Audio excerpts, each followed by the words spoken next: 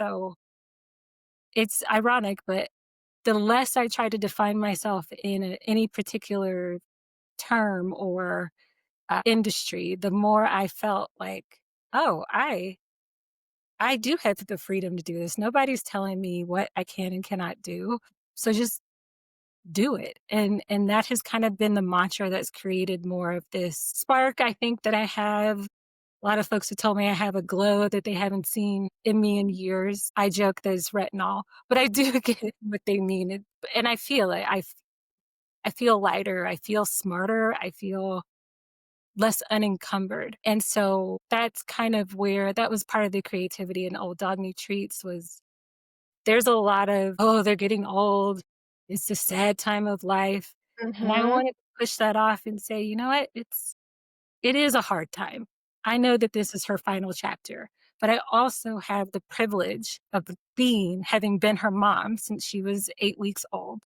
Yeah. And that is something that I still want to honor. And in her last stage, this is kind of a love letter to ghosts, but also to all senior pets out there. They are still loved, they are still around, and they should still be celebrated.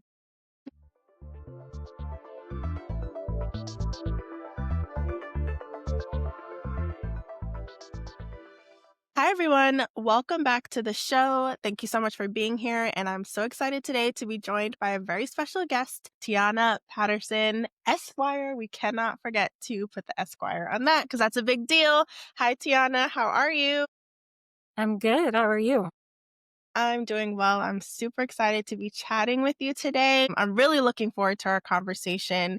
Tiana is doing some really cool work, some really important work, some really cool things. We're going to be talking about not one, but two of her businesses. So before we jump into that, though, I wanted to share a little bit with our audience about how I know of you, Tiana, how I met you and our work. And we were just talking briefly about how in our past we worked at a national affordable housing nonprofit, and Tiana was on the Denver team, I was on the New York team, and we met a couple of times in the DC area at the company's DC office because of lobby days, policy days, and that's how I first met Tiana.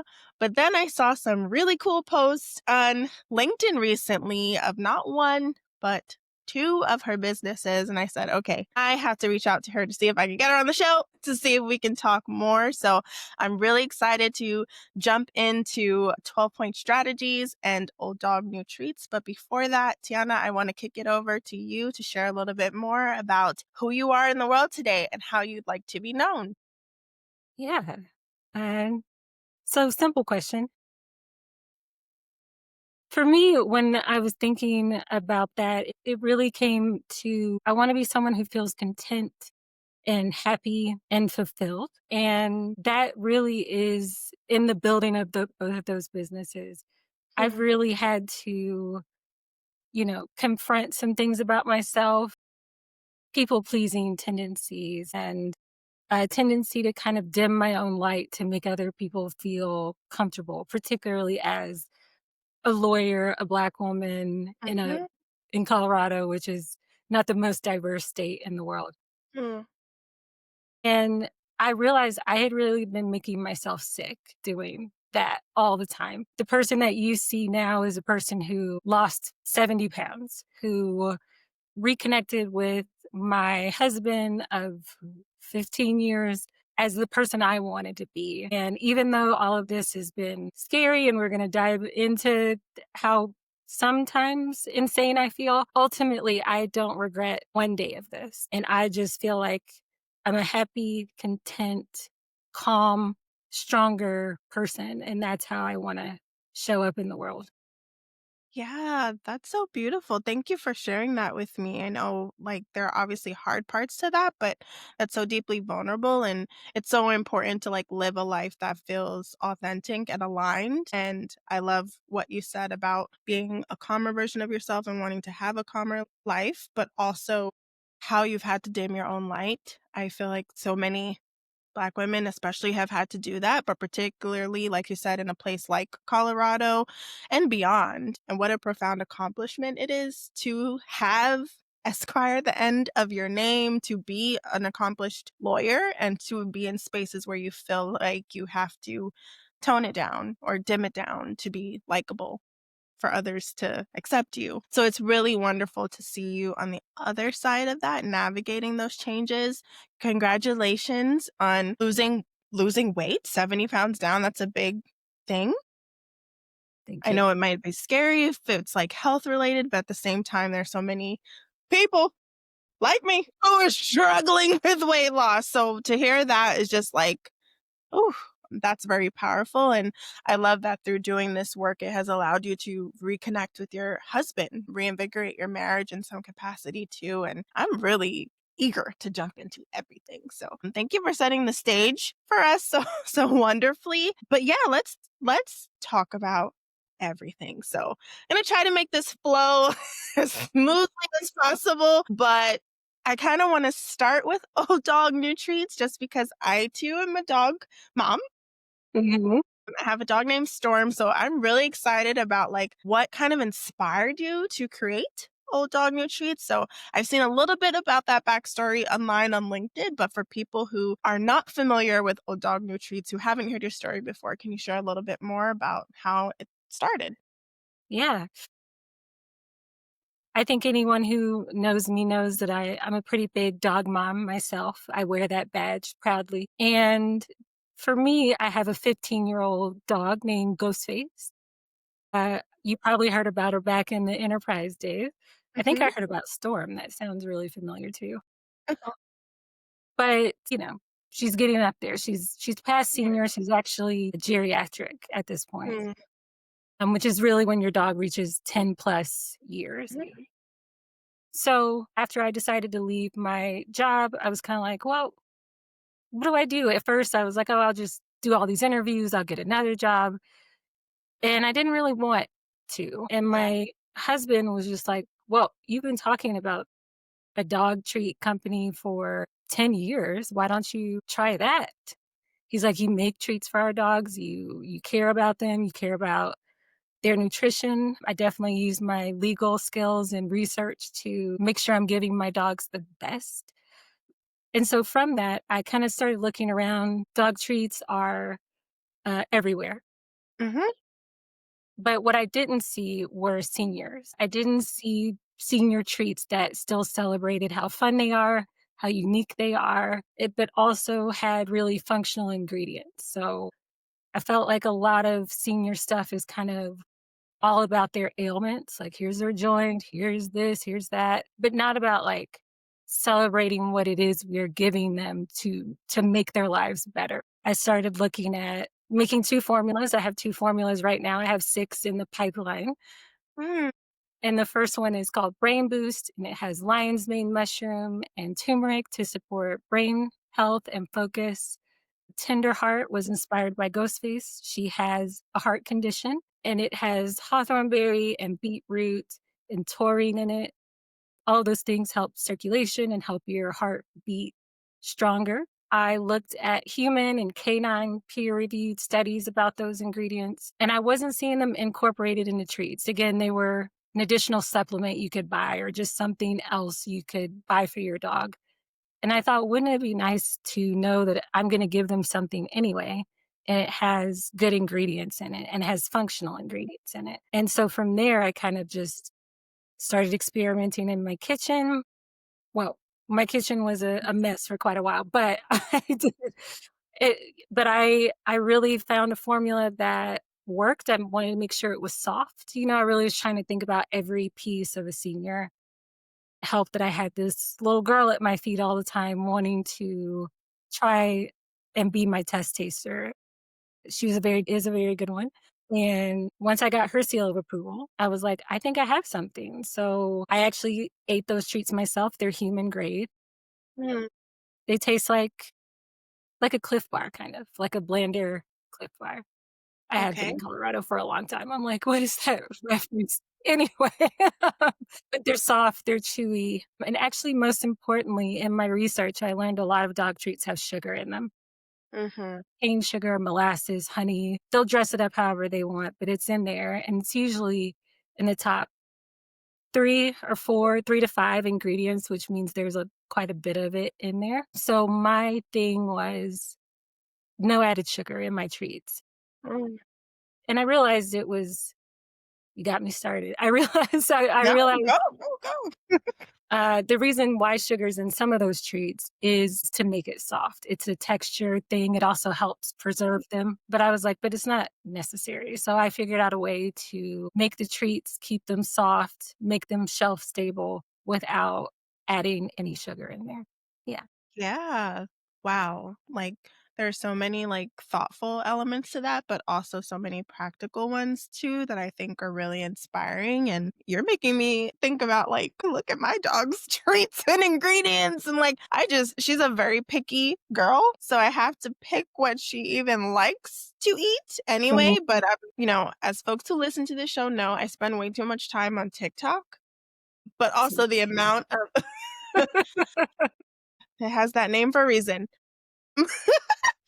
The amount of people I've seen who are coming out and talking about, like, how harmful certain foods and treats actually are for our dogs and how we need to be more mindful of the ingredients that are going into these products that we're buying for them, and you talking about all of the sugar that's in dog products makes me think about, like, human food too. There's so much unnecessary sugar in so much of our food as well, like it only makes sense that they're pumping our dog food up with sugar too. And it's interesting to me that you said all of your stuff is also human grade. So you've tested it as well. And I have a best friend who's also a dog owner. She's a Rottweiler and a Corgi. And I told her about these sweet potato treats that I get from my dog. She's like, why don't you just bake real sweet potato and give I was like, sometimes I do like the potato skins and sweet potato, but she likes these like dried ones. She was like, would you eat it? I was like, "No, girl, it's dog treats." She's like, "Why would you give it to your dog if it's not, like, good enough for you to eat?" Mhm. And I was like, I don't have the budget to be out here giving my dog, like, these premium, some of the things I see online sometimes, like fresh steak and like whatever every day. But I can be more mindful about like making sure I'm picking healthier treats. And I love the ingredients that you listed for the treats that you're creating with Old Dog New Treats that are mindful of brain health and heart health, like knowing that Ghostface has a heart condition. That sort of thoughtfulness and mindfulness is really beautiful, but I also love that you're building in a lot of like practical needs for dogs and just this niche of like specifically senior dogs or what we would consider geriatric dogs and like their needs because a lot of times people are focused on puppies or like younger dogs and it's like hello we want them here as long as we can have them, like why don't we still care and why aren't we thoughtful for that stage of life too? So I want to talk a little bit more about the creativity of this work because like you said, your kitchen was a mess for a while, but I could imagine that experimenting and trying new things like brought out a little bit of a creative side that maybe you were tapped into, maybe you weren't. So I would love to talk a little bit more about what Old Dog New Treats has taught you about like creativity and entrepreneurship. Yeah, those are great. First, I would say I encourage everyone to turn over their bag of treats and look at the ingredients. Not every treat brand has them, but more than I was expecting, and even premium ones Mhm. had them. And that is where I was like, huh, okay. I don't love this. So when it came to the creativity part though, I it's funny, I never really considered myself a creative person, Mm. or maybe just creative in the context of like what's a policy or what's a new way to look at something, but I never thought of myself as like a maker or an artist in that kind of sense. But what I started with was just what would I like? What are the kind of treats I like to buy for my dogs and what are kind of the base ingredients of it? So for me it was like, well, I got to do oat flour cuz senior dogs have sensitive tummies. We all do as we get older. Oat flour is good. I don't really subscribe to like you need to give your dog steak or human grade ingredients all the time, but I do think it's important that you be able to recognize the ingredient. And there is heart in what I was doing. So instead of trying to define myself as an artist or as, oh, I don't normally do this, I was trying to embrace a different label, which is I care about something, I wanna bring it into the world, and I want it to feel authentic and fun and like me and like Ghostface. I started from there, and then I was like, "Well, what are the ingredients I really like?" Like, Tender Heart has apple, carrot in it, and blueberries, all great. They all also serve purpose beyond flavor of, like, fiber and antioxidants, things like that. So, it would be amazing to just start there. I tried not to give myself a label, I only tried to work from what is it I want and what is it I wanna see. Mhm. 'Cause I think sometimes we can all get wrapped up in that. So that was really the creative part of the creative process, which I surprised myself with, was pushing away any sort of label and just wanting to do something good. Mhm. And from there, I was like, now I feel like I can do anything. So I started thinking about, at first they were just simple, more simple treats. And then I started thinking about like, oh, well, what if I added in these functional ingredients, the beetroot and all of that. As I was studying good ingredients, I started learning more about the dual benefits of food. And it was also informed by my own health journey, as I mentioned before, but food and medicine go together in my mind. And Yes. I wanted something that would serve that purpose, that would hopefully be gentle enough for most dogs to enjoy and consume, even if they're medically complex, like my little ghost face is. She's on a Yeah. lot of meds. Yeah. And that is what I was trying to go forward with. And once I kind of gave myself that permission, I found the ideas flowing. And then I started thinking about like lion's mane mushroom, and my next formula is it's a mobility treat because a lot of people ask me about that. And I was like, well, I don't want to just do the glucosamine traditional thing. So I started looking into like tart cherry. It actually has joint cushioning properties. Using turmeric and black pepper, that anti-inflammatory piece as well. That's where my creativity came from, really, was I know that there are supplements and things already available that have those common ingredients in them. What if I just took a slightly different path and said, we can look at food and traditional supplements as a part of my dog's overall health? And so, yeah, it was really the formulations were really where it started. And then I'd say the packaging is actually where I allowed myself to be a little bit more like, you can be fun, because I was looking at other senior dog treats, and a lot of them kinda come in these neutral, kind of boring colors. It's all about, like, their gentle time or whatever they call them, and I was like, "Well, I think having a senior dog is a colorful experience. It's no day is ever the same. They keep you on your toes, whether it's their health, their attitude, whatever, their bossiness." So I made sure that each of my treats are packaged in really bright or at least colorful colors. So Tender Heart is red, as you might imagine, but it's this lovely like coral red that I love. Yeah. And then Brain Boost is in this like deeper green that I just love. And it stands out when my treats are in your pet co's or whatever. Speak it. Consistent. I was really thinking about how I would want someone to stop and go, "Oh, what's that?" Just because it looks a little different. It has joy in it. Mhm. It's a little cheeky, as well. And actually, I have a package sitting right here. Like, Yeah. on the back, this is Brain Boost. So I Yes. have a cute little rendering of an older dog, and then on the back, I actually put me, my husband, Riza, our 5-year-old, and Ghostface, who's the inspiration and actually is the logo for Old Dog and Treats on the bag, Yeah. because also wanted to create that connection. So it's ironic, but the less I try to define myself in any particular term or industry, the more I felt like, oh, I do have the freedom to do this. Nobody's telling me what I can and cannot do. So just do it. And that has kind of been the mantra that's created more of this spark, I think, that I have. A lot of folks have told me I have a glow that they haven't seen in me in years. I joke that it's retinol, but I do get what they mean, and I feel it. I feel lighter, I feel smarter, I feel less unencumbered, and so that's kind of where that was part of the creativity in Old Dog New Treats was there's a lot of, "Oh, they're getting old. It's a sad time of life," and I Mhm. wanted to push that off and say, "You know what? It is a hard time. I know that this is her final chapter, but I also have the privilege of having been her mom since she was 8 weeks old, Yeah. and that is something that I still wanna honor, and in her last stage, this is kind of a love letter to ghosts, but also to all senior pets out there. They are still loved, they are still around, and they should still be celebrated." Yeah. Wow, why am I getting emotional?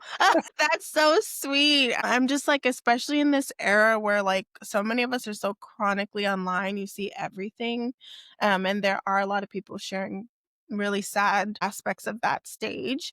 And it kind of gives a lot of people, especially me, like anticipatory grief. And I'm just like, why am I like getting caught up in that? Like instead of just enjoying the time I have, like, with her and enjoying her now, and I love the way you framed Old Dog New Treats as a love letter to Ghostface, like, I feel like that's so powerful and so profound, and what a beautiful way to, like, honor her life and to still be pouring into her and, like, treating her in such a wonderful way, like, from the liveliness and youthfulness of the packaging to the nutrient rich ingredients that you're putting into the treats themselves to just the mission behind it. And I know I'll be looking out and I'll be very excited to see your brand in the pet stores. I can't wait to be able to order it off Chewy. Like, we're speaking all these things into existence. Like, this is so exciting. And I love the way you framed how your creative life and your creative journey has evolved and how you've given yourself the permission to create what you want to see in the world and think about what you want to do and how that's also being reflected in your skin, your face, your body too. Like people seeing that you've gotten a spark back too. That's really powerful. And it's just a testament. Like I will die on the hill that creativity is a huge aspect of who we are as human beings. And so many of us are denied that side of ourselves because of other constraints in life. So when we are able to find our way back to that true essence of us, it brings us back to life in ways that we didn't know were possible. So I'm so excited to see that happening in your own life. That's really special. Thank you. So this question actually wasn't on our list of like framing questions for our conversation, but I feel like for creatives and entrepreneurs who are really thinking about an actual product that you package and sell. Like some people get so confused and stressed out when it comes to like figuring out those kinds of details. So how did you go about in your own process, like looking into how do I not only bake and create these products in my home, but how do I go about packaging them and being able to like sell them? Like, what was your process in terms of research and like how you went about looking into that aspect of packaging your treats to be able to sell them to market?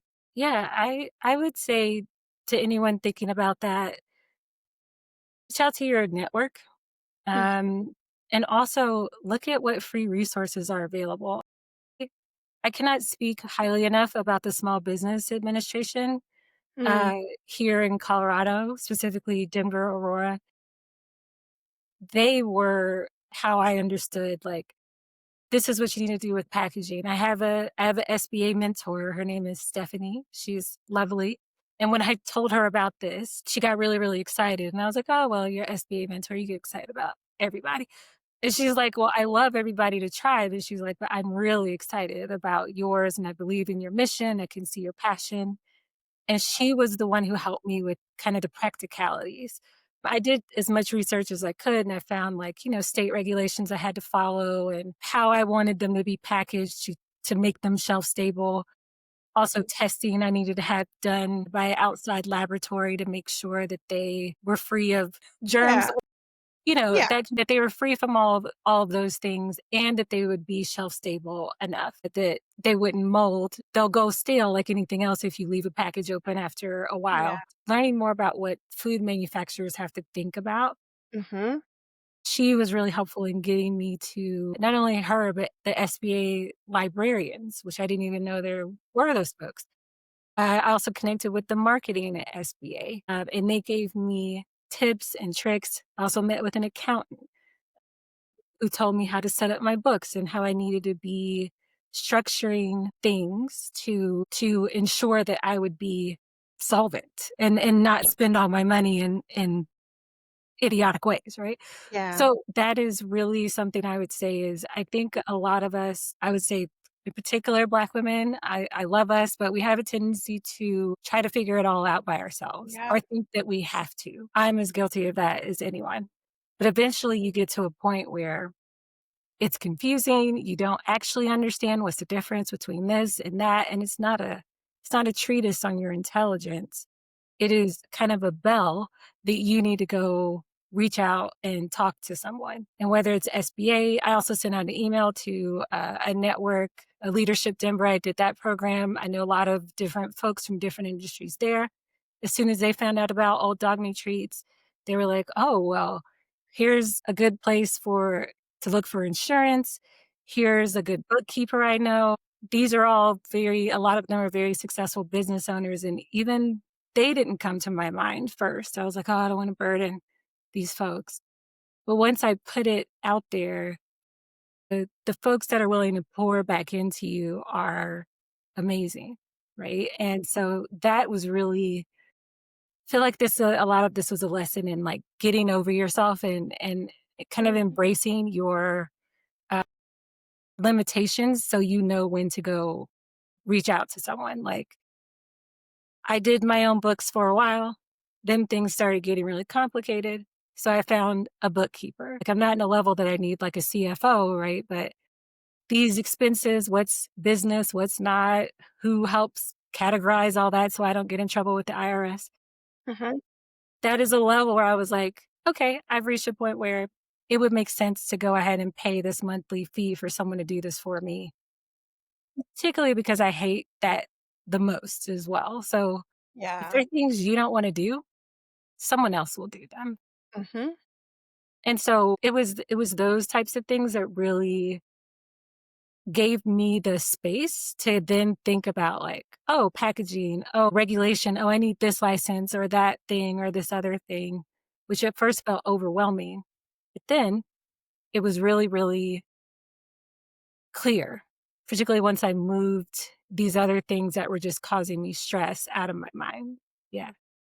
Yeah, that's so powerful. I love what you said about it was a lesson in kind of like getting over yourself because I agree with you. Like as Black women, we do struggle with asking for help. And it never ceases to amaze me when we say we reach out to our networks and we share what we're doing, how many people are willing to like pour back and support. And it reminds me of something I keep hearing more and more is that, you know, people who know what it's been like to build something from the ground up will never look down on the next person trying to do the same thing. If anything, they wanna help pull you up in whatever way they can, whether that's, like, putting you onto a connection, giving you some helpful advice, maybe investing in you, whatever the case may be, like, they wanna help, and I think that's so important and so true.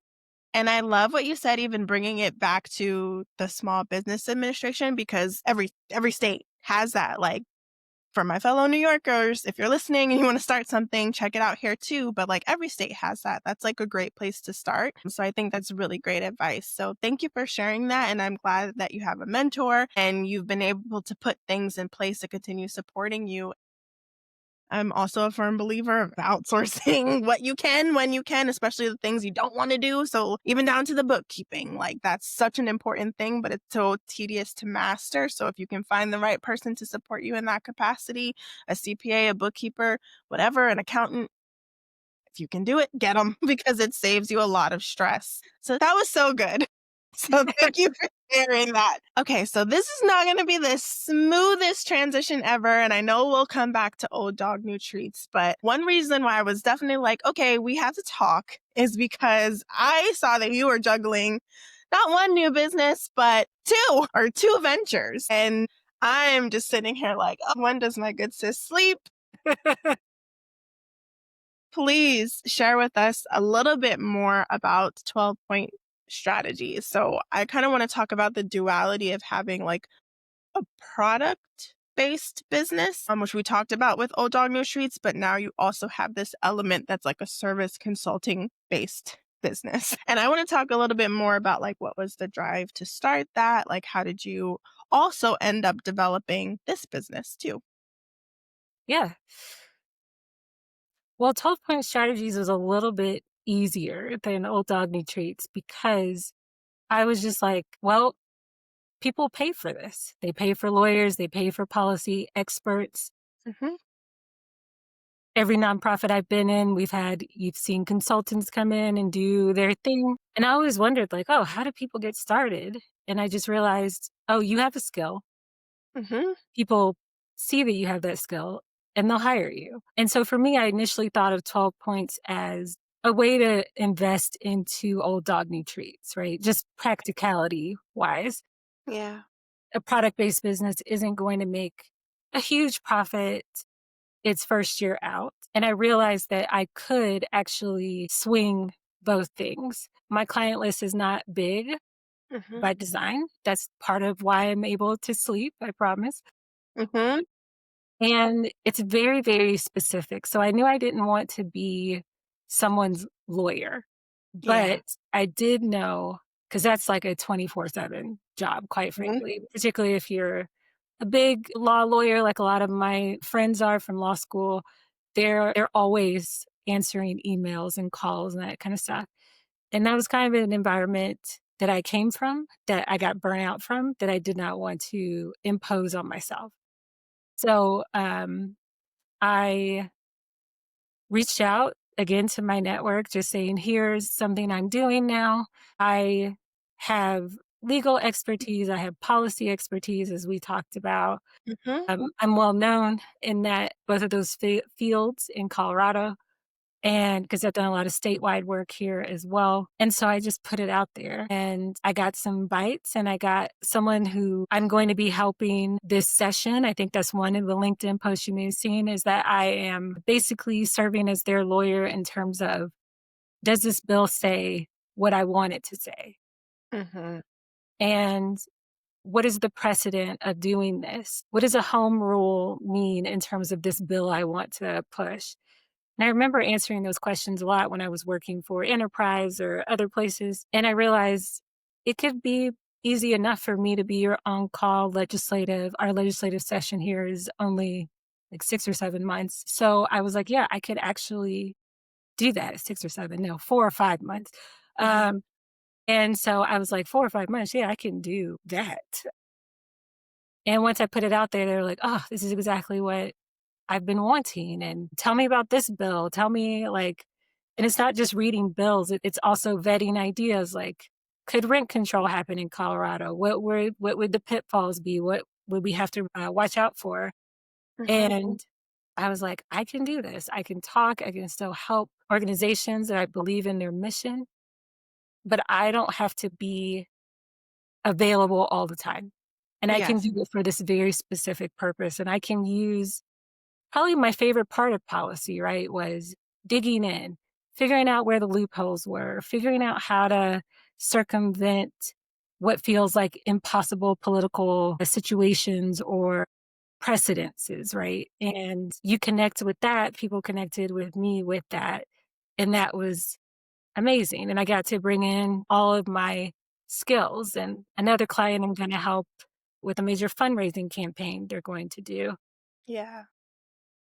I realized I really had to take like inventory of the things I consider to be skills, or I Mhm. had to admit that they were skills, not just like what you do when you're in a nonprofit, but actually knowing how to talk the talk in the rooms with the big donors and how to convey your mission, but in a way that connects with someone wanting to invest in your organization is not Mhm. always it's not something that's taught to every executive director, right? Right. I find that a lot of folks come from a certain world, and then when you're the ED, you already talk the talk and walk the walk, and you have that credibility. Mhm. But if you're coming from a different place, or maybe just you've just been bootstrapping your organization, and now you're at a place where you need that legacy investment. If you don't know how to talk to the largest foundations around, they'll think, "Oh, that's nice," but they're not gonna get the connection of how they're going to help you achieve your mission. So, once I realized that too, I was like, "Oh, that I have written those grants, I have talked to program officers and grant managers and all of that and gotten helped organizations get that." Yeah, actually, and I enjoyed that too. So, I'm really being very selective. I'm just working with things that feel interesting or exciting for me.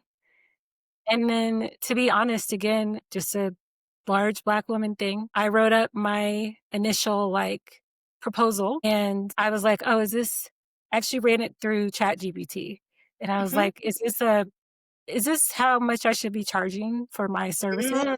You know, comparing me to blah, blah, blah, and it was like, "Give me your resume," so I did, and it was like, Mhm. "You are undercharging, like, Yeah. way." And so I thought in my mind, I was like, "Well, I've never been a consultant before, so or at least not officially, so I won't charge that much." And it was like, "No, you need to triple this." Yeah. And so the first time I put out that larger hourly rate, I expected people to be like, "What are you talking about?" Oh, and blinked an eye, right? Yeah. It was I understood my worth, I understood my value. I am an attorney. I do have all this experience. I do have all this policy. I have over 10 years experience in this realm, have successes. Why was my first instinct to go, well, I shouldn't charge too much. Like, Yeah. so, and in doing that, then I was like, well, oh, I don't have to hustle to try to find five or six, Mhm. two or three can Yeah. sustain while I can continue to keep building. And, the privilege I'm married, my husband has a job with great health insurance too, I won't overlook that, but, Yeah. like, that is something that I was just like, "Okay, then I've always lived pretty simply, I probably spend the most money on my dogs. Yeah. I can do this if Yes. now I don't have to scramble and feel like, 'Oh, I'm only charging this person $100 an hour.' That's not really sustainable for me, now I gotta scramble up and get, like, 5 or 6 more. I don't Yeah. have to do that. And so that is probably one of the Mhm. biggest lessons for me was you have to state your value, and whether or not people agree with that's not your problem. And if they disagree, then you move on. And that wasn't something I really had thought about because it's always like I was always chasing a title, a higher salary, that sort of thing. Mhm. Mhm. And then I was talking to my friend and I was like, I I don't know why I was so afraid of striking out on my own. I can make a lot more money doing something independently than Yeah. relying on the whims of the political, social climate, Yeah. like, i.e., the workforce, right? So it was really eye opening. Yeah. Yeah. Yeah. What a powerful story. And I also just want to affirm you as a non esquire, a non attorney, non lawyer, as a consultant that works with nonprofits, particularly as well. But I'm also open to for profit Yeah. organizations. And I have worked with for Same. profit organizations. It's very hard sometimes to figure out your skin in the game and understand your value and your worth. And I recently, I mean, this year, and I've been doing this on and off, and then on and off since 2020, and then consistently since 2024. I had to start having conversations with other people, particularly other people who don't look like me, to better understand what they are charging, to better understand what I need to be charging, and to make sure that I'm not undervaluing myself too. So I commend you for doubling and tripling your rate and understanding your value, understanding your experience, the depth of experience that you have and expertise that you have. ChatGPT too, because I had to ask ChatGPT one time, like, hey, like, I've spoken to this many people. These are the rates that they're telling me. Like, you have people out here charging a lot of money, especially after a certain threshold of their time. Like, if you go over that, their rates double, sometimes triple. Like, what should I be doing? Here is my resume. Here's what I've been charging. Am I in the right place? Do I need to be charging more? But also having conversations with real people and seeing what they're doing as well so that you can better place yourself. And I learned that from a mentor who is also a Black woman who was figuring it out as a consultant for a while, figuring it out blindly. So I think it's so smart and courageous and brave to really figure that out for yourself and really lean into your brilliance and charge what you're worth. And be smart about it too, because that's also something that I value as a consultant, like not burning myself out. Like, I love being able to work seasonally. I love being able to take on a few clients at a time or a few clients within the year, as long as it's enough that I can pay my bills, be comfortable, maybe take a vacation, I'm good. And yeah, I know the economy is in flux. I don't want to sound insensitive. I know there are a lot of Black women who are being let go left and right too, but these are spaces that we can navigate and occupy. As a collective, we are brilliant and we are capable. And when we have to pivot and adjust, we can, we do, and we will. So just want to say Yeah, preach on that one. Yes. that.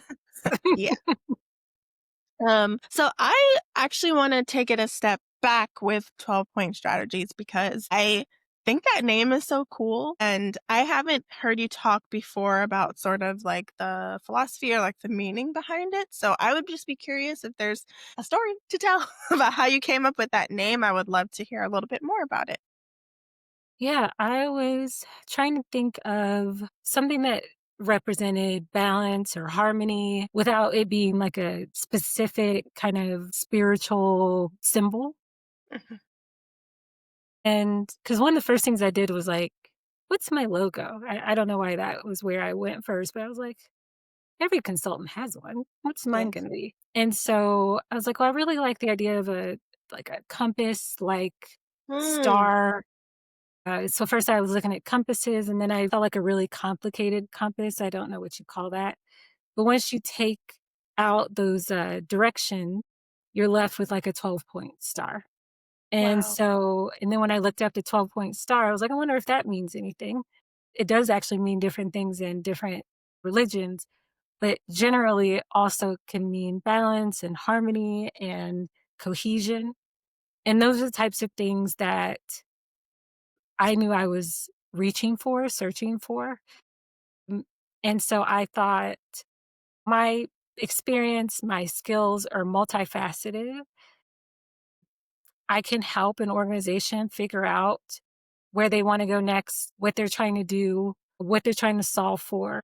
And then it's just like a little thought experiment. I tried to see if I could fill out each one of the points of the star with a skill that I have, and I realized I could. So my logo is really small on LinkedIn, but on my website, I believe you can see that it says like housing, law, policy, legislation. I'm not going to go through all 12, but Yeah. those were those were things that I was like, not only this, not only does the core of it represent what I'm seeking, these points are literally things I can point to as skills, or maybe as you could also see it as like directions that you want to go for. Do you want to go the legal route? Do you want to do a legislative advocacy? Do you want to do community engagement? All three, whatever. Those options are there in one person, me, right? And I just thought, actually, this all comes together. And my husband, I think, thought I did 12-point strategies because, like, Tiana Patterson strategies. And I was like, I didn't even think about the connection between my name and, or my Yeah. initials and 12-point strategies. It just was like kind of a happy accident thing. Yeah. But I was like, "I hadn't, but I like the correlation." I was like, "Okay, alright." So it's that's really where it came from, and that's really the symbolism behind it, and just everything felt like I have to tell you, after leaving my job in January of last year, Mhm. I really, really wanted to seek balance, harmony, and calmness. It has been my guiding principle through everything, and another one of my friends was like, "Okay, so you decided to take a step back from a really demanding job and open to businesses?" He's like, "Okay, yeah, that sounds like you." And I was like, "Okay, well, I didn't say I was gonna, like, go live in a hut in Tibet. I just knew that if I was going to work this hard, I wanted it to be for something I believed in, right? Yes. And I wanted it to be for me. And now I realize that, yes, I do work hard, but not nearly as hard as I did when I had, like, days filled with meetings, and then I couldn't do my work until later in the night. I didn't have to deal with office politics or Mhm. any of that. I could just be in my office, am now, talk to people online or go meet people in person, but I was only gonna do something that I wanted to do. And that was I feel like that's the first time in my life I really felt like everything I'm doing is because I wanna do it. So even if a job opportunity came up later, if you talked to me 6 months ago, I was like, "I'm never working at a job again." But if one comes up, it's going to have to be on terms that make sense to me as well, and Yes. Yeah. changing that shift for me more than I know it sounds like I've been through a lot of transformation, and I have, but that Mhm. was probably the most, like, I don't have to put up with this. I don't have to put up with stuff I don't wanna put up with. And it's not just having my own businesses, it's really, like, embracing that within myself. You don't have to do anything you don't wanna do other than the things we all have to do, but the things that drain you, Mhm. you don't have to do that, and I feel, again, everything comes back to being a Black woman, but I feel like we are often Mhm. mules, the expectation of, "She'll do it," and if you're people-pleasing, dim your light, "Okay, I'll do whatever it takes to get Yeah. to this next level because maybe I'll be happier then," it eats away at you. Yeah. So, Yeah. you know that, we know that, and Yeah. that is where I was just like, no matter what I do next, it's going to have to be on things that fuel me, that serves me, that is in furtherance of me. Mhm. And so taking that on and looking at so many things through that lens, whether it's a meeting, whether it's someone who wants to bring me on as a consultant, I'm really like, I'll make that decision. I'm not going to jump at every opportunity. It really has to go through a filter of mine that I've really stuck with and I think has been transformative for my life. Yeah. Wow. You first of all, you said so much there. Love the origin story of how you came up with 12-point strategies, even from the compass and taking the compass apart and like you naming these different 12 areas that you as a multifaceted human being can do. You have this knowledge, this experience, this expertise. You want all 12, you want 3 out of 12, you want six. We can talk. I think that's so cool. And like you said, a happy coincidence that it aligns with your initials too, like, that's so cool, I just love stuff like that, but even thinking about this era of your life that you're in, you've made all of these personal changes and now looking professionally, walking away from a space that may not have appreciated you or affirmed you the way you deserved, or that was just very demanding in a way that was impacting your health, and coming out on the other side and saying, like, hey, I am very clear about who I want to work with, what I want to do, and what it has to be like going forward is just so profound and important. And I think we all hit that point at different stages in our lives and our careers, but when we do, it's so necessary because it provides so much clarity about how we've been operating, how we've been functioning, and how we absolutely need to move going forward because our lives literally depend on it. Our health, our sanity, all of these different things. And I I just applaud you. I think it's so cool. Not that it's easy to do or figure out. Like, I'm not making light of any of that because sometimes the process honestly is downright ugly and scary as you're figuring out certain parts of it. But when you do arrive to the place where you are very clear, it makes all of it worth it. Makes all of the confusion, the uncertainty, the did I make the right decision? It makes all of it worth it because you arrive at such a place of clarity that it makes every decision going forward much more clear. You have better discernment. You have better decision making skills. You know yourself more deeply. So you're able to make decisions that serve you and the life that you want to live. So I think that's so powerful and like exactly what you said, transformative. And yeah, I really applaud you for taking the space and making the decision to choose better for yourself, to choose what feels right and to choose what feels aligned. And whatever comes next, whether that's more consulting or another role in the future that feels aligned, at least you have the clarity now to know whether or not it's the right decision for you Yeah. and what it feels like to walk away if it's not. Yeah. So So now you have these ventures, the yeah, consulting, the old dog new treats. yeah, If I do need to walk away, it's not scary.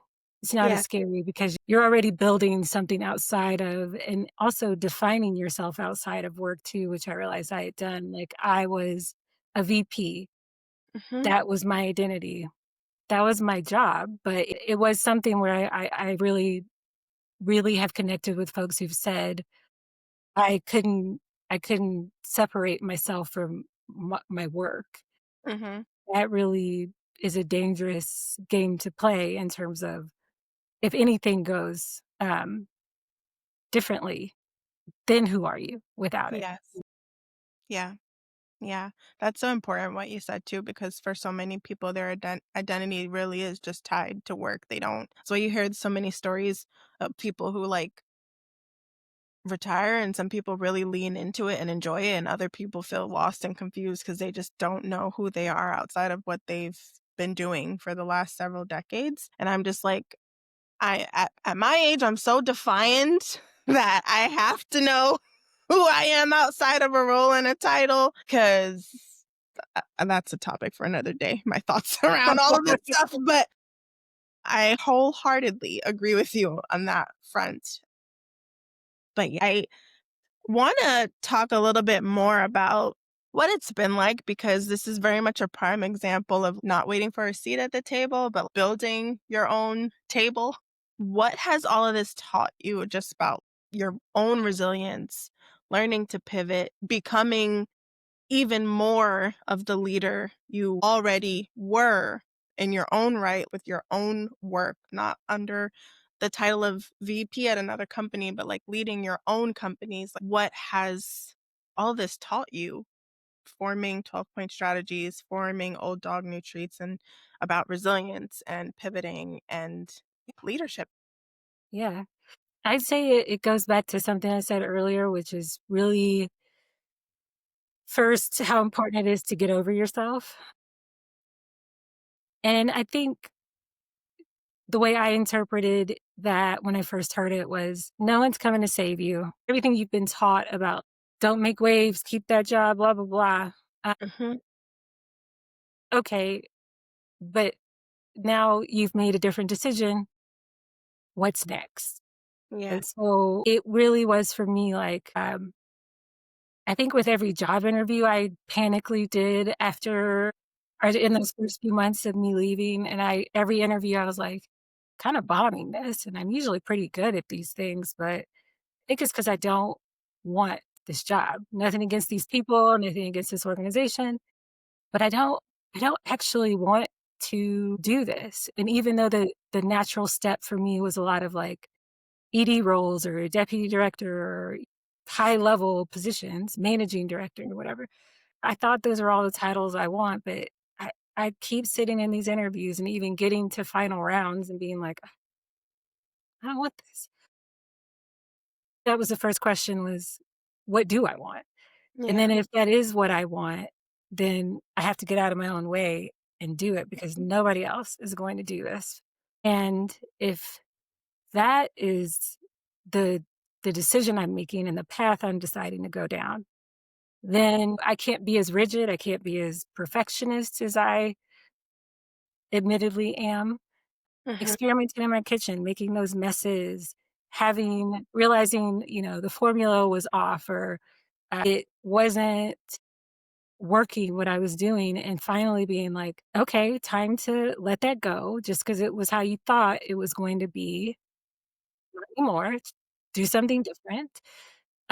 That felt like getting over myself. There was no one I was trying to perform for or show that I was the good worker bee to. I was just trying to show or prove to myself that I was capable of this. Yes. And if that was the only bar that I was working towards, as opposed to what will people think or what will people in my industry who know I'm doing this think, that none of that matters. So becoming your own cheerleader, I think is wrapped up in being able to pivot, being able to kind of shake off mistakes or I wish I Mhm. hadn't done that moments. I'll say it's no small feat. I had the privilege of having savings, so I Yes. self-funding Old Dog New Treats. Yeah. That was a lesson in, like, sometimes you're gonna waste your own money, your own time. That sucks, but okay, no big deal. You learned your lesson and you won't do it again. It felt a lot like reparenting myself, if that makes Wow. sense. I think many of us have old school moms. Mine is just you go to work, you do this, on time is late, you get to work 5 minutes, blah, all that stuff. And I did all that. And I achieved all the education I was supposed to get. And I had the Esquire after my name. Mhm. And then when I was like, kind of just looking around and being like, but is this it? Is this what my life is? Yeah. I was like, it can't be. It shouldn't be. So, really, also, then after making the decision of what I want, yes, I'm going to invest in this because I believe in myself. Probably the hardest part, which is what I think I opened with, was that inventory of what do you need to just shed and what Mhm. you need to like build up and cultivate so that you are a woman who is doing this and you're not waiting for another shoe to drop. You're not waiting for someone to swoop in and fix it all for you. You're doing this. You are a CEO. You own your own consulting business. That those are titles, wonderful, but what are you doing to get it done? That is where I was like, I gotta shed this stuff. This need for a gold star. This need for someone for me to need a Validation. person thinks that I am important. Mhm. This work. You're by yourself quite a bit. Mhm. There is no one else who's going to tell you to get out of bed, Mhm. your desk, and do what you need to do other than you. So if that's it, then I had to find my own motivation. I had to find my own passion. I mean, I had it, but I had to find my own reason beyond old reasons I had, which were industry respect or admiration of my peers or whatever. Uh, and I don't know if you've noticed this, but the more I've embraced all of this, the more I'm seeing how hard it is for other people to root for you when you do something out of the norm, like start a dog Yeah. treat, right? Like the Yeah. consulting thing, folks were like, yeah, that makes sense, but old dog new treats. And I was like, Yeah. and you're not doing that. I loved your questions. I was like, she gets it. She gets that this was a dual purpose thing for me. Yes. But it was interesting how many folks who I didn't think would go radio silent did, Yeah. and how awkward they would feel when I would just be happy and just not be willing to kind of get down in the muck and the mud of stuff. I was just like, "Well, that sounds hard, but what else are you doing?" Right? And then the conversation would kind of fizzle because they're wanting to vent for 45 minutes, and I'm like, "You can, but, like, but what else is going on?" Yeah. Yeah. And when you realize that a lot of other folks are still kind of married to that ideal or that idea of work, maybe kids, sleep. Yeah. I don't judge, I'm not better than, but I just Uh-huh. realized it wasn't a place I ever wanted to be again because I Yeah. heard the sadness, the misery, I Mhm. felt it, and I was like, "You gotta do something for yourself," and it was I could see the looks of like, "Well, it's easy for you to say." I was actually it wasn't. I questioned myself from January Yeah. to October. Am I crazy? Is Mhm. this but now it moved from like, "Should I be doing this?" to, "I'm actually doing this." And, Yeah. I went to puppy events, because Colorado is a state that loves dogs. Mhm. I sold out of my treats. What? Wow. You know what I Wow. mean? Like, so Yeah. there was that kinda stuff that was like, you're not only doing it, you're thriving in it, and Mhm. feels like the universe is saying, "Keep going." Yeah. Or, "Gotta keep going." But it's not an it's by no means an easy path, and I think the the crux of it for me is you still have to check in. You can't assume anything. You have to be willing to think really far forward, but also stay present. And fear is normal, but it shouldn't be your main driver. And I feel like before my main driver was, well, I don't want this to happen, right? So I won't do this. But now I'm like, that might happen. And if it does, I can figure it out. It's not about, like, being naive, right? It's just about being realistic of, I can do it, I have done it, and if something goes wrong, I can probably figure out a way to resolve it, right? And that hasn't been my mindset for probably since I was really young. I remember feeling this light and, like, audacious when I was, like, Mhm.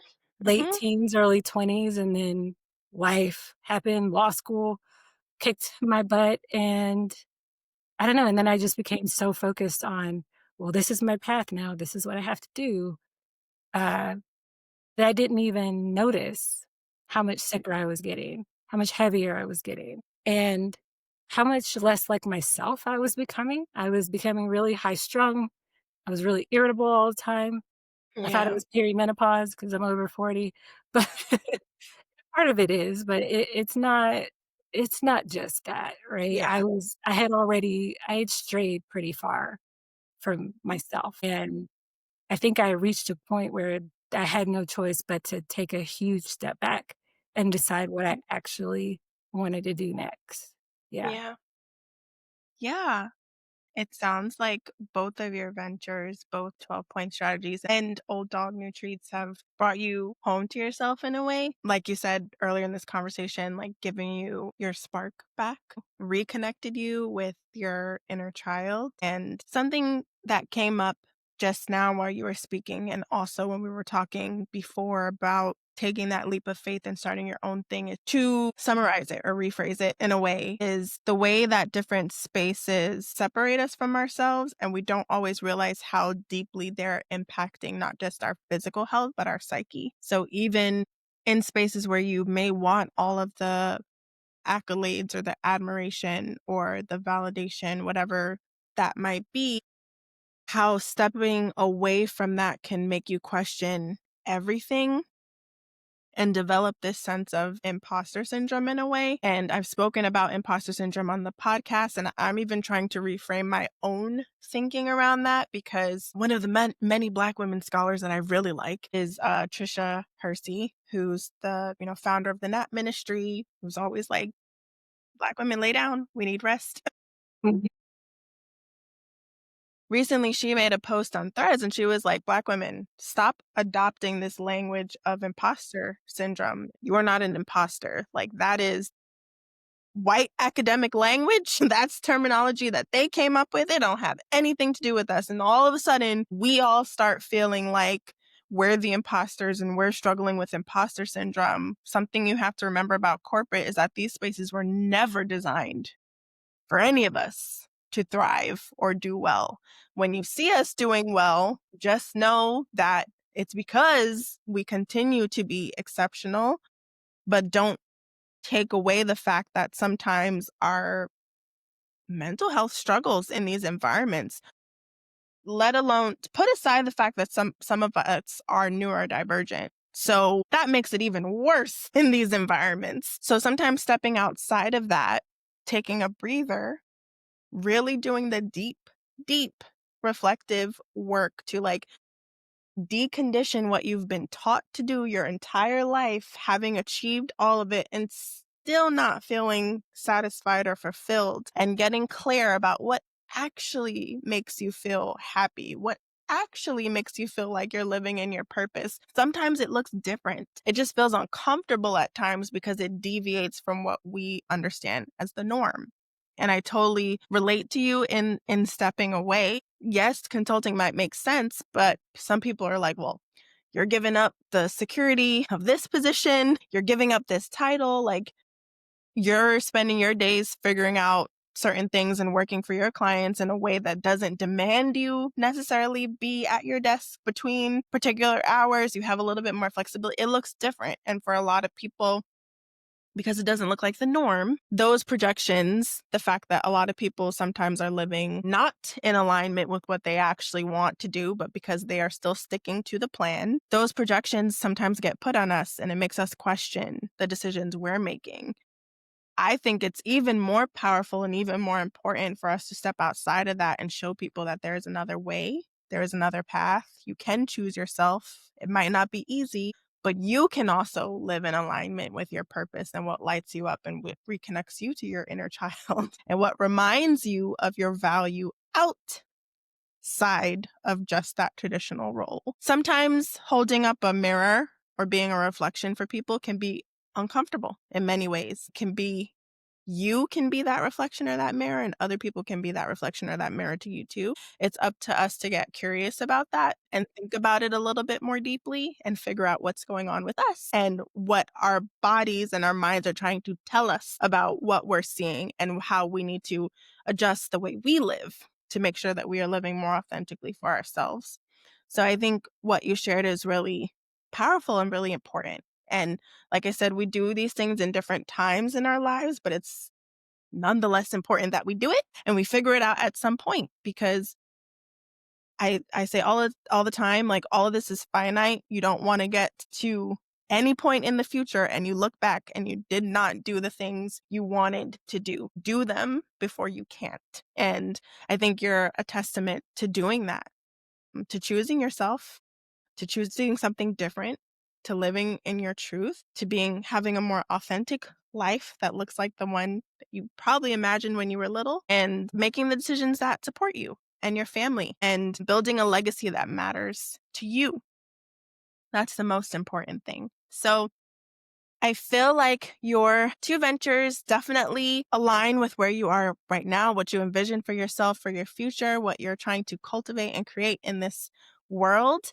I know you said in one regard that 12-point strategies practically also helps to fund what you're doing, what you're creating with Old Dog New Treats, in addition to savings, in addition to hopefully getting the investments and all the things that you desire. Looking forward to an episode of Shark Tank, maybe. You never know. We'll see. But I would love to know in what other ways your two ventures complement each other. Like, is there any through line between the two of them that we haven't discussed that you think would be important to share?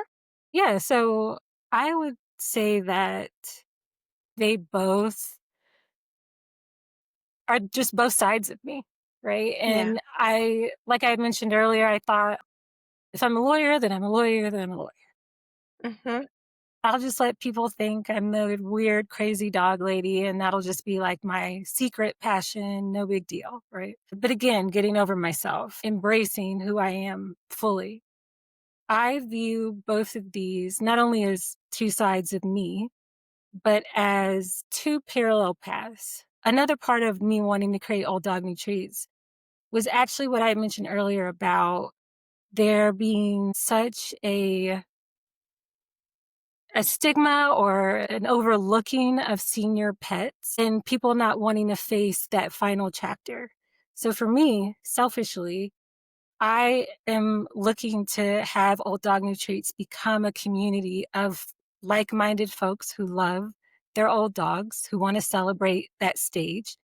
But then, honestly, that support of you've had something for it doesn't matter if it's been 5 years, a year, 10 plus years, that little being in your house is your family member, it is something that you willingly brought into your home that you know is going their life is going to end before yours does, more than likely, right? And so that, I think, is a testament to the love we have for our pets, Mhm.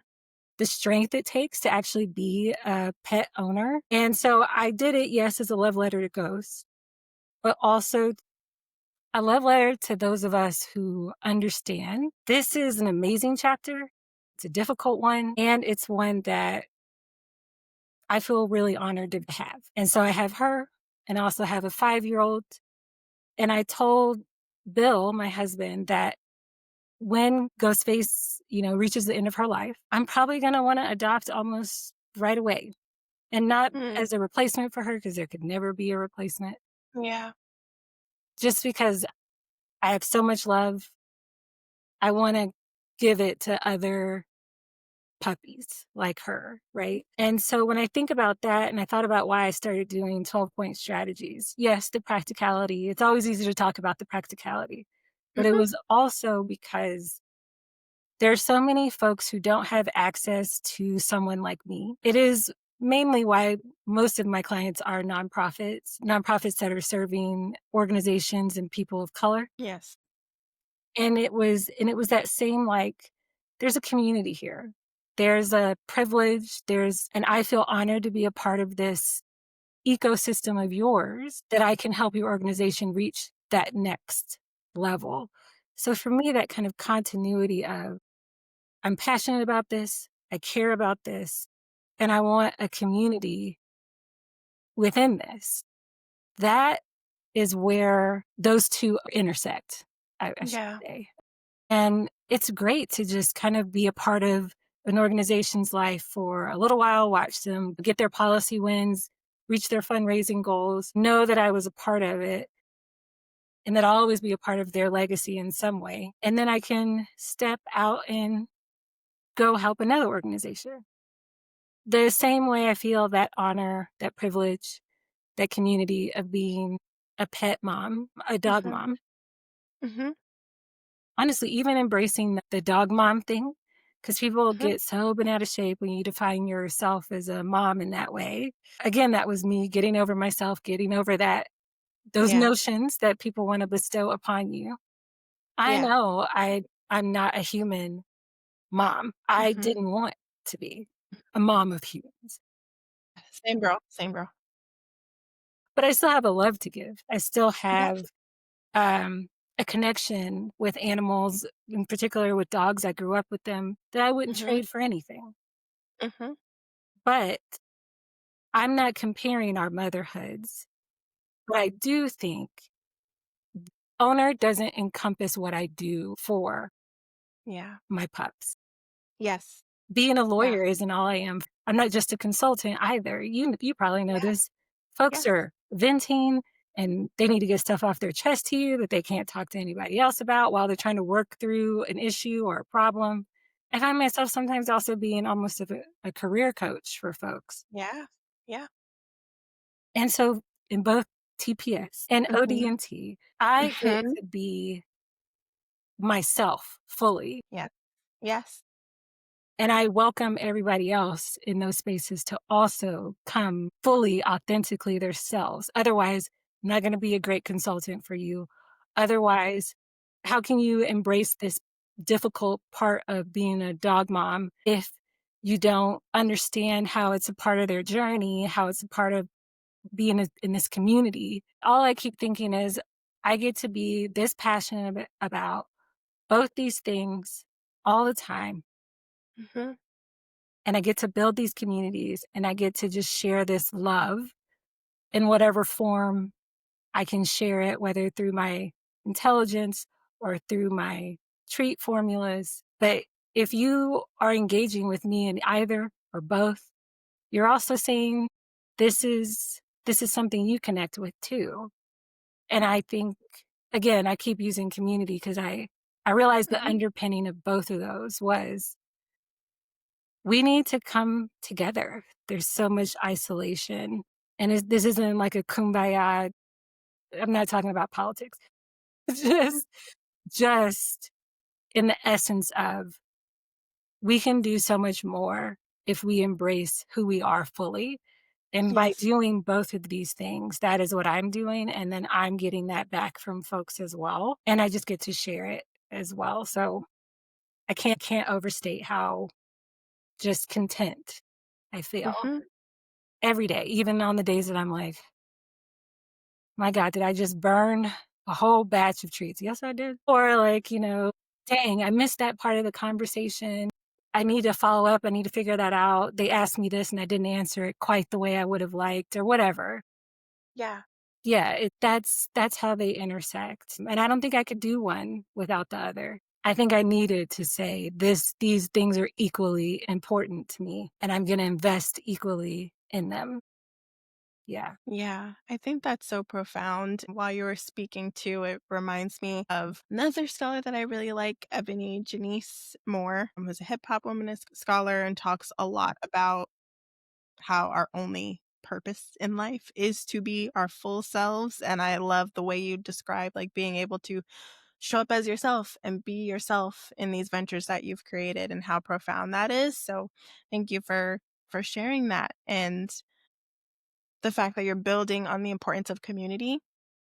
Again, not to get political, but given the times that we are in, it's very important.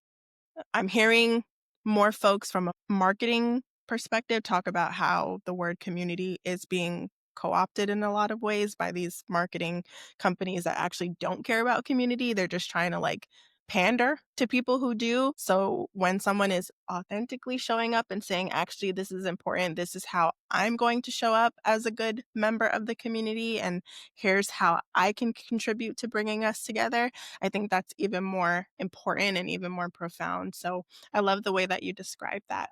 thank you. Before we wrap up, I would just love to ask you, as someone who has grown so much in creating your ventures, who has pivoted so much and doing all the things, taking all the right steps, and like being clear about what you need and you want now and going forward, what advice would you share to someone who is thinking about pivoting too, who's craving a change but feeling scared and unsure?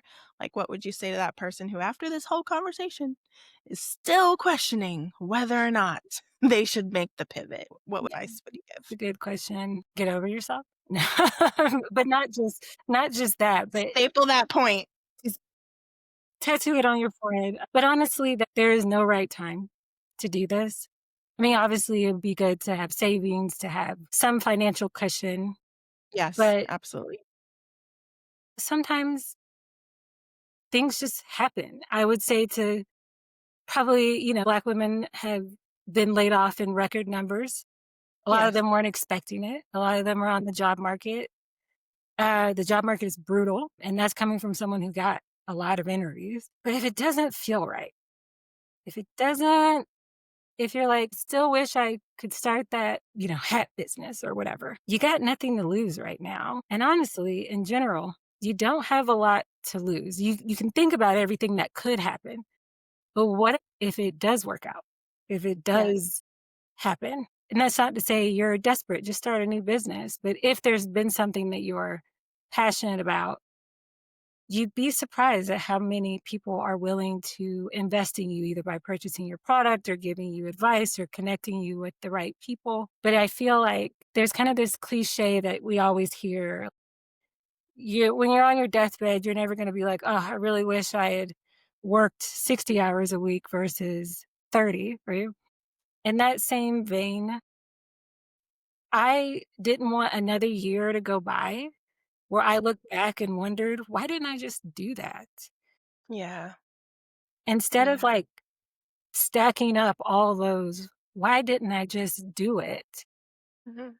Maybe just do it. And then you'll see. And if it's not right, pivot, but at least you tried. At least you gave it a shot. Otherwise, you're just kind of sitting there with this kind of peace that's still waiting to be fulfilled. And I think that is something that when you're on your deathbed, you will regret not just going for it. And so that's what it feels like for me. And I think that is what I needed to hear when I had been thinking about my treat business for forever. Like, oh, I work a lot. I don't have time. I'm always sleepy, blah, blah, blah. Okay. And like, Yeah. it's true, but it's not the excuse you think it is. It's actually more, I'm really, really scared to do this. Okay. Do it anyway, right? Get Yes. over yourself. So that is what I would say because that's what I needed to hear. And then eventually that's what I ended up having to say to myself constantly, particularly at the beginning when I was like, oh, I'm doing something so different.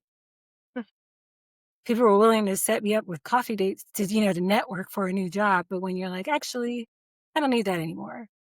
Tell me if anybody knows of a shared commercial kitchen I can use. Then Yeah. that's a different story. So it'll be something you end up telling yourself anyway. So just do it. Yeah. Yeah. Yeah. That's what I would say. I love that. Do it scared, do it alone, Yep. do it anyway. You'll find your people along the way, they'll help you, and yeah, get out of your own way, get over yourself. Yes. Yes. Yes, yes, that's it. That's it. What is next for 12-point strategies and old dog new treats? What's next? What are you hoping for? What are you dreaming up? Yeah, I think both of my projects are starting in 2026. So I'm just looking forward to seeing what these folks do. And I get to sit back like a proud mom and be like, look, I helped you Yeah. do that. And I Yes. just I just want to see them thrive Yeah. and feel good and know that it was a smart decision to hire me, but also that despite this really tough climate they're in, that all of these nonprofits are in, none of them have given up. And each one of them is still working towards community, making Colorado a better place. And I wish them nothing but success. Obviously, if other folks are interested in working with me, they always can. But those Mhm. two, I'm just excited to see what this year brings. And then for Old Dog New Treats, I'm excited to be launching my mobility formula.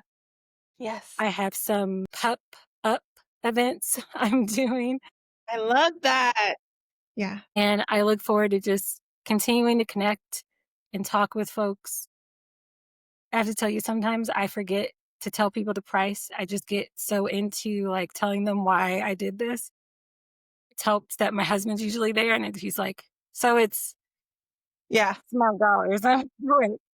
That's right. Because sometimes it's these moments that you never even dreamed of that can be really impactful. So it kind of goes into the last question too, but when I'm talking with someone about old dog new treats, like when I've done at these pop-up events, and I watch them nod and reach into their purse or their wallet because they're about to buy it, that moment for me, I'm always like in awe, like, Yeah.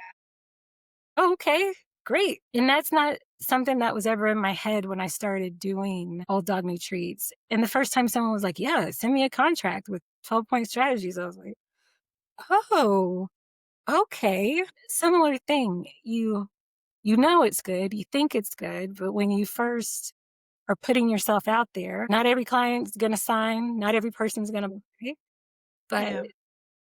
when they do, when you watch them connect with you in either form, it is so I don't know how to describe it other than validating, but not like in a gold star sort of way, just more like I am being 100% myself right now. We are connecting on that, and you are literally investing your money Yes. in me, in my ideas. Mhm. I can't describe it. There's no feeling like it. Yeah. And I think if that's a feeling that someone would like to feel, they should give it a shot. Yeah. I love that. It's being seen, it's deeply affirming. Yes, deeply affirming. Thank you. That's all Yeah. like, there's something in there. But yeah, Yeah. and just like being valued for what you know to be true, and like having that moment of like someone else recognizing that in you too. Like Yeah, it's I get it. I yeah, I get love you. it. Yeah, What is keeping you grounded in this season of your life? good question. Really connecting with family and friends Mhm. and being able to show up like this has been like authentically with you.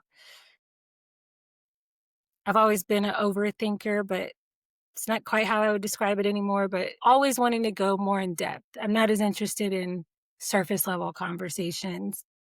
If I want to get to know you, I want to get to know you. And you need to get to know this new version of me.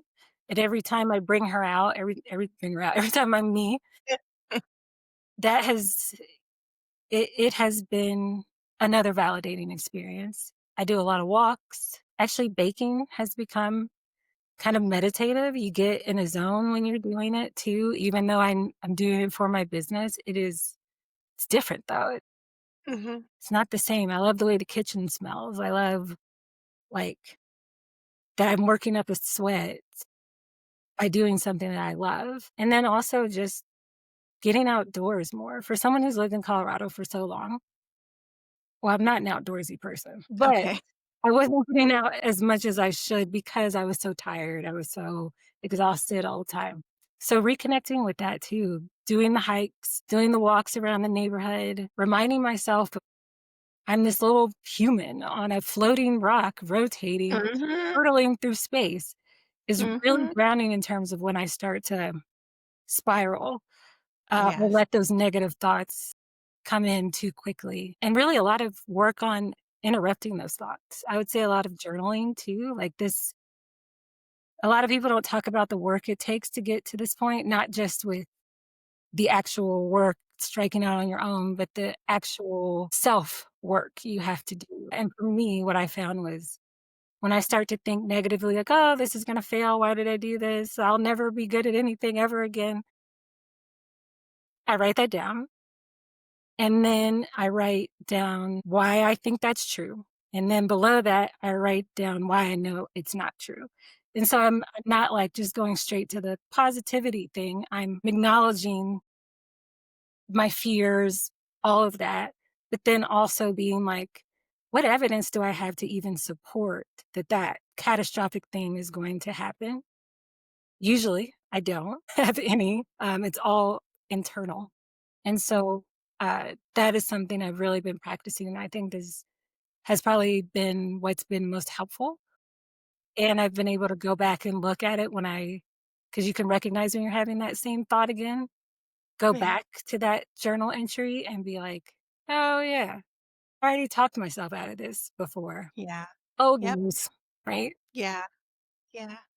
I love all of those, and I'm glad that they're supporting you in this season and keeping you grounded and making you feel good on the inside and out. And yeah, that's really special. Thank you for sharing that. I hope for folks who are looking for ways to ground, whether that be in nature, whether that be walking, journaling, like combating negative self talk, negative thoughts, whatever the work looks like for you, I hope that, this was as inspirational to you as it was to me.